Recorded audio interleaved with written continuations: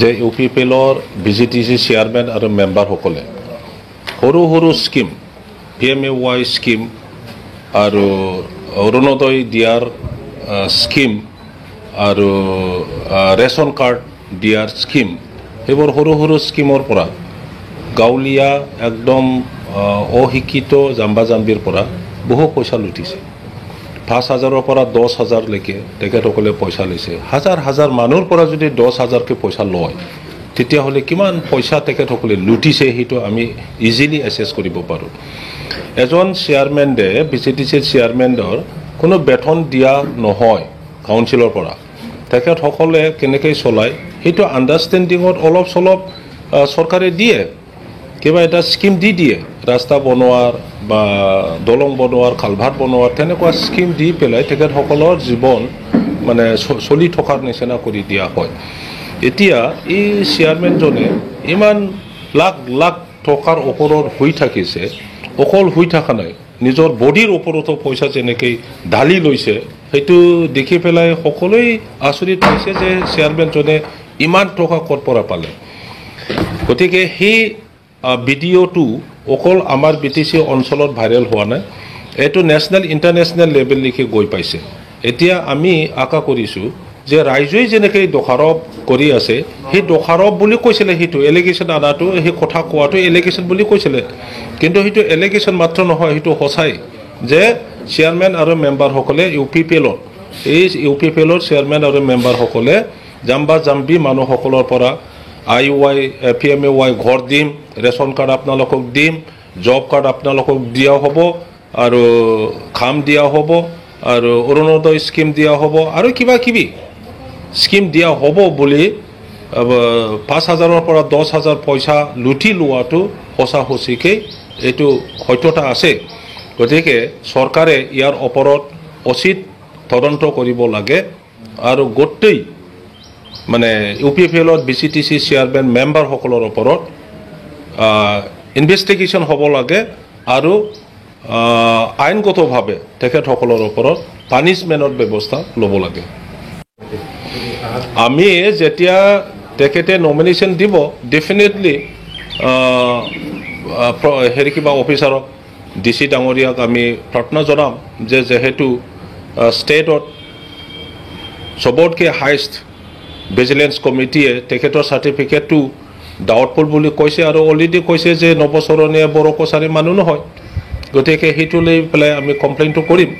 complain কৰাৰ সত্ত্বেও যদি ষ্টেণ্ড কৰি দিয়ে তেখেতৰ কেণ্ডিডেটছটো তেতিয়া ৰাইজেই বিচাৰ কৰিব আৰু আমি আশা কৰোঁ ৰাইজে তেখেতৰ মিথ্যাবাদী ইতিমধ্যে চিনাক্ত কৰিছে যে নৱচৰণীয়া মিথ্যাবাদী মানুহ নৱচৰণীয়া ৰাইজক যেনেকৈ কথা দি পেলাই বহুত ধৰণৰ প্ৰতিশ্ৰুতি দি পেলাই 10 বছৰ MP হৈ যোৱাৰ পিছতো একো কাম কৰা নাই আৰু পাৰ্লিয়ামেণ্ট হাউচত আমাৰ বিভিন্ন জাতি গোষ্ঠীৰ যি প্ৰতিশ্ৰুতি দিছিল সেই প্ৰতিশ্ৰুতিৰ ওপৰত তেখেতে এটা কথা কোৱা নাই গতিকে ৰাইজে কোনো কাৰণত কোনো যুক্তিত নৱচৰণীয়াক ভোট দিব বুলি আমি নাভাবোঁ এইটোকে ক'লোঁ মই যে বৈধ হ'ব নালাগে ইয়াৰ কাৰণে আমি মুভ কৰিম আৰু যদি বৈধ বুলি ডিক্লেয়াৰ কৰে এই তেখেতৰ কেণ্ডিডেটছটো তেতিয়া তেখেতক জিকাই দিয়া জিকাই নিদিয়া যিটো হেৰি কিবা সেইটো ৰাইজৰ ওপৰত হ'ব ৰাইজে ইতিমধ্যে নৱচৰণীয়া মিথ্যাবাদী মানুহ বুলি চিনাক্ত কৰিছে 10 বছৰ MP হৈ যোৱাৰ পিছতো তেখেতে ৰাইজক যেনেকৈ আদিবাসীসকলক প্ৰতিশ্ৰুতি দিছিলে ৰাজবংশীসকলক প্ৰতিশ্ৰুতি দিছিলে যে MP হৈ যোৱাৰ পিছত তেখেতসকলৰ ST কৰণৰ কামটো দিল্লীত তেখেতে ক'ব পাৰ্লিয়ামেণ্ট হাউচত প্লেছ কৰিব যুক্তিযুক্ততা তেখেতে কথা ক'ব কিন্তু আমিতো শুনা নাই ৰাজবংশী মানুহ আদিবাসী মানুহসকলেতো শুনা নাই যে তেখেতে পাৰ্লিয়ামেণ্টত এটা কথা কৈছে বঙালী হওক বা মুছলিম মানুহ হওক নেপালী মানুহসকলৰ যিটো দ্বিবধাৰৰ কথা তেখেতে উত্থাপন কৰিব বুলি কৈছিলে কিন্তু 10 বছৰ MP হৈ যোৱাৰ সত্ত্বেও আমিতো এটা কথা শুনা নাই বাঙালীসকলৰ কাৰণে কিবা এটা কৈছে মুছলিম মানুহৰ কাৰণে কিবা এটা কৈছে বা গোৰ্খা সম্প্ৰদায়ৰ কাৰণে কিবা এটা কৈছে কোনেও শুনা নাই মুছলিম মানুহে আজি ক'ব বঙালী মানুহসকলে আজি ক'ব নেপালী মানুহসকলে আজি ক'ব সৰু সুৰা আমাৰ বড়োৰ এগেইনষ্টতে কয় যে BTC-টো ডিজলভ কৰিব লাগে, BTC-টো স্ক্ৰেপ কৰিব লাগে, BTC-ত দিয়া পাৱাৰ ফাংচনবোৰ উঠাই দিব লাগে, BTC-ত মানে ট্ৰাইবেলসকলৰ মাটিটো